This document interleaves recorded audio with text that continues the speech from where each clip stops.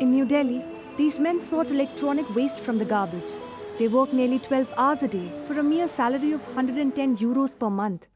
With the lack of employment opportunity in their home states, these workers have migrated to the national capital from across India. Mohamed Alam is still registered to vote in Bihar, a state nearly 1400 kilometers away from Delhi. But this year, he won't be able to return to his village to vote, and proxy voting system does not exist in India. We can't leave our jobs. Voting should be online so that people like us, who are in Delhi or Chennai, could vote remotely. Too expensive, too far. Savan and Vibha will not be able to go back to Bihar and Uttar Pradesh. I'll have to spend 100 euros for the trip. If I leave, the work here will stop. How will I feed my children?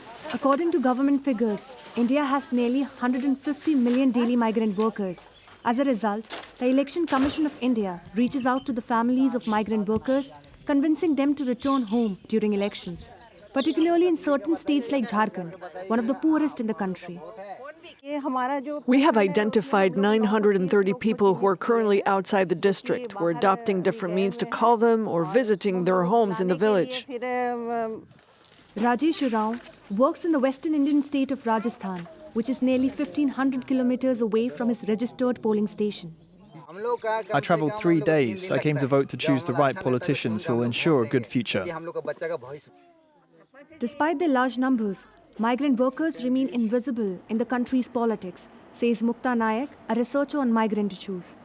It's very difficult for internal migrants to become political subjects because their identity as workers, their identity as belonging to a certain caste will always come before their identity of being a migrant. It's not only the internal migrants who are mostly excluded from the voting process.